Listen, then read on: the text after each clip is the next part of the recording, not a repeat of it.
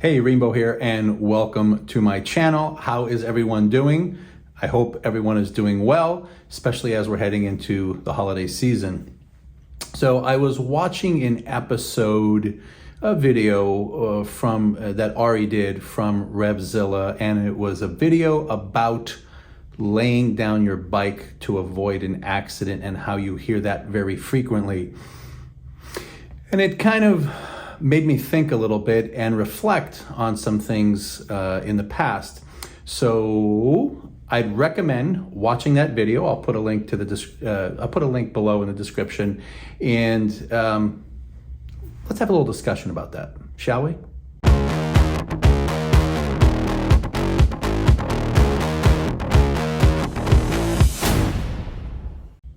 All right, so this was a pretty good video, and it went over, really, here's the gist of it. You have to be very skilled with your bike in order to intentionally lay down a bike in order to avoid an accident. So you're going to cause your own accident in order to avoid being in an accident. I guess the theory is to lessen the impact.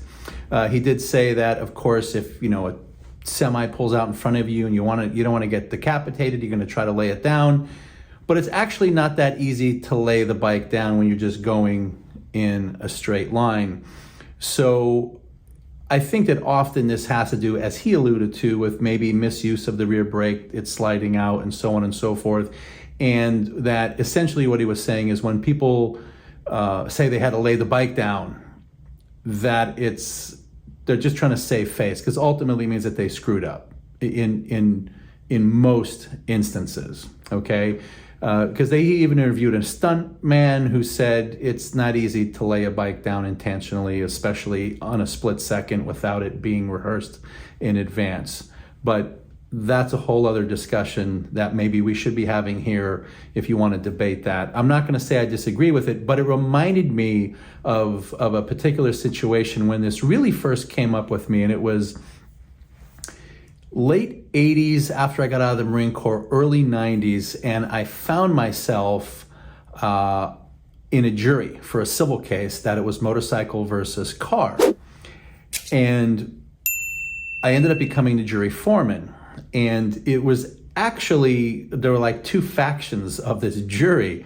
And the two factions of the jury was basically older people and younger people. And the older people just wanted to give this motorcycle rider all the money. And the younger one of us, myself, kind of leading the charge, was like, whoa, let's look at this. And essentially what happened is this. The motorcycle rider said that he was just going down the street and a lady pulled out of the intersection too far. And in order to avoid the collision, he had to lay his bike down. So he's saying that she caused him to crash his bike, but he also said that he intentionally laid the bike down so that he didn't hit her when she pulled out in the intersection.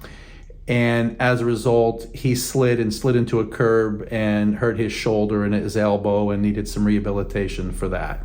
So at no point did he ever crash into the car. Her side of the story was that there were cars that were parked too close to the intersection. She creeped out, and by the time she could see, her front end was sticking out a little bit, and she felt as though he overreacted. And in the end, that's really the direction that we went in, because even going back to the late 80s, early 90s, we were looking at it very differently and going, wait, he had some options. Why didn't he brake in a straight line? He didn't say there was oncoming traffic, and of course there wasn't, because when he laid the bike down, it went into the other lane, and so did he. He was never hit by another car. So there was obviously room to go around. The other thing is that she was stopped. They openly admitted that she was stopped.